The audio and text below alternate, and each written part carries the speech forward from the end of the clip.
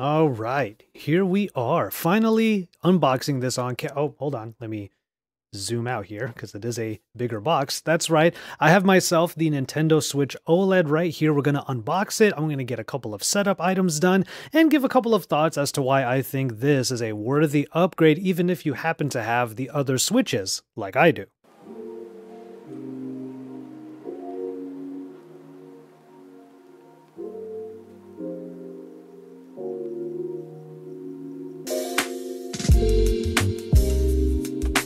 And you know I had to go for the white one, especially since it's going to pop a little bit better on camera and it's going to be more recognizable.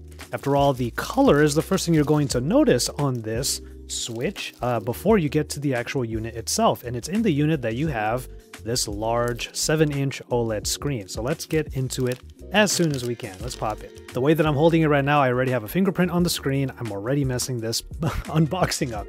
But the reason why I had to hesitate a little bit is because I'm noticing the kickstand on the back. Now, clearly, there's a lot of content out there already. I have followed all of the news regarding the Switch OLED, so I know there's a new kickstand, but actually experiencing it firsthand, well, it's kind of nice, actually. I gotta figure out the right spot to be able to take it out, because those speaker grills are right there on the bottom. So let me just, gotta kind of use a fingernail there, but take a look at that. This is definitely a much better kickstand than there was on the original Switch. It's going to be very good for just like playing a game on a tabletop if you don't have your dock or if you don't have it connected to a television. Just having this 7-inch screen, kind of like a typical tablet, is going to be quite nice to have. Okay, at least I got that at least somewhat cleaned up. Let's go ahead and get these Joy-Cons snapped right in. Satisfying click. And you know what? One of the other things that might be good about this new kickstand is that it's going to help with the grip of the Switch itself. Take a look at this. Bring out the kickstand a little bit and you actually have a place to rest your, let's say, forefingers in this case. That way, you can actually have a bit of a more comfortable grip without having to buy an actual grip. This is something that I might actually do more often than not.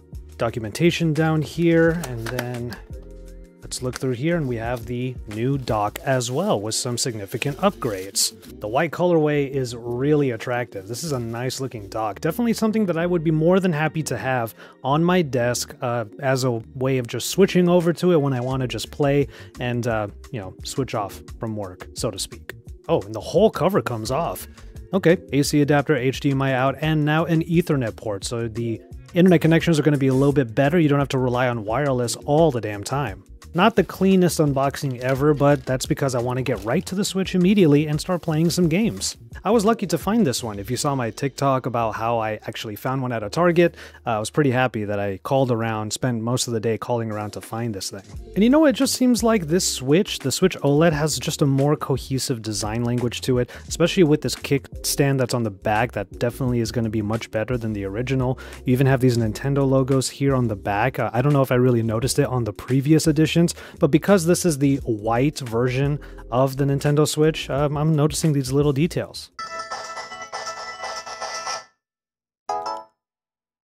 Even just from that intro sequence, I am loving this screen already. An OLED screen is something that we usually look for in our tech, whether it's smartphones or televisions or anything like that, and now we have that kind of choice for the Nintendo Switch in the Switch OLED. I'm going to get more into that a little bit later, but now that we're getting into the setup, let me get through this a little bit, get a couple of games on here, and I'll give some thoughts as to why I think this is still a worthy upgrade. It's funny that this whole thing comes up. It's asking me to connect to a TV and play on a larger screen. I'm going to go ahead and say later. After all, the Nintendo Switch OLED, because of this 7-inch OLED screen, it's probably going to be super fun to play handheld, and it seems like Nintendo was still leaning into that side of their game consoles, the more portable aspect of it.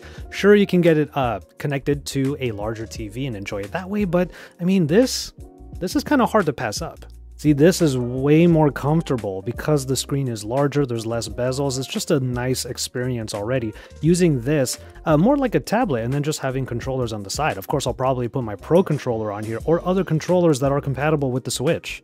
Now, I'm already really enjoying this screen. You can already see on camera that it's just this very vivid OLED display. That's what OLED displays bring to various forms of tech. We're gonna jump right into just Metroid Dread. I actually have never played a Metroid game, like not fully. I've barely even touched like Super Metroid. I've been trying to play it recently. But yeah, Metroid Dread, obviously one of those games that will really benefit from this 7-inch OLED display. All right, so while Metroid Dread is downloading, I do need to talk a little bit about this kind of weird ecosystem that Nintendo has for their various consoles, obviously for the Switch. So this is my Switch Lite here that I have had for quite some time now, and as you can tell with the case that I have on it, I have been decking this thing out. It is my travel game console, something I really enjoy using while on the go. Now, here's the weird thing about this whole setup. You saw a second ago that I set up a Nintendo account on the Switch OLED, which basically means it's meant to be a secondary device. I did say I'm still going to use the original console. So basically what it's telling me is that I can download down anything that I want, but an internet connection is going to be needed in order to access a lot of the same content. Meanwhile, the Switch Lite that I have in my hands right here is still going to be able to play everything locally via either the game cards, obviously, but also the SD card that's in here. So I'm basically setting up this Switch OLED to be somewhat fresh, like a little bit too fresh even.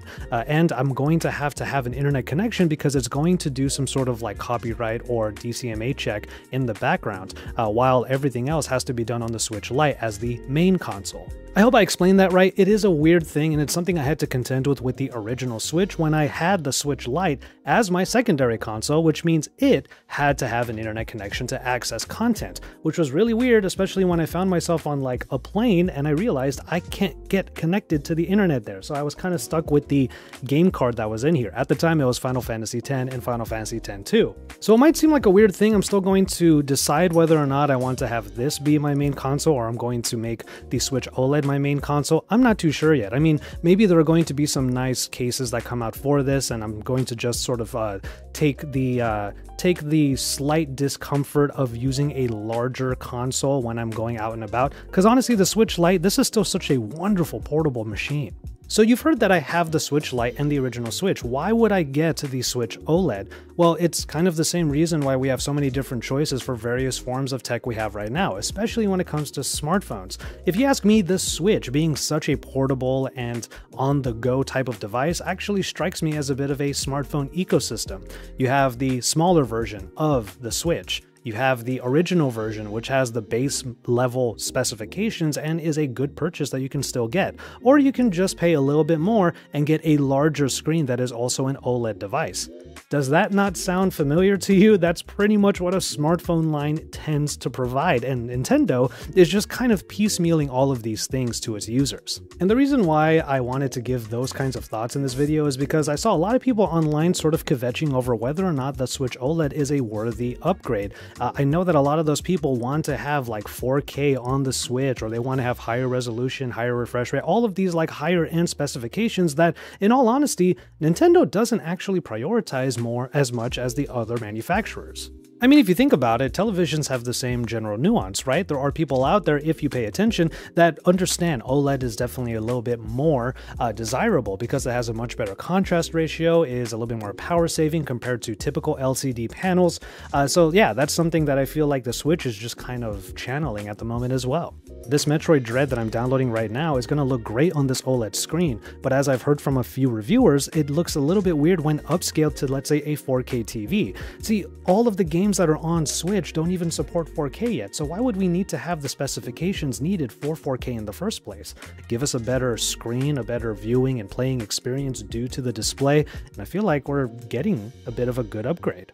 Of course, if your priority is absolutely going to be those performance spec bumps, then this is not the console that you're waiting for. But I would say, try out this display because honestly, it has been a joy already in my first gameplay with it, and it makes me want to make the Switch OLED my only Switch console, even though the Lite is a little bit better for portability. Did you get a Switch OLED? Let me know what your experience has been so far, and if you're not going to get one, let me know why in the comments down below. From there though, I'm going to go ahead and call it on this one. Drop some likes on this video before you go, and remember to subscribe to my channel. With all of that said, I will say thank you so much for watching. Please take care of yourselves and each other, and enjoy your tea, everybody.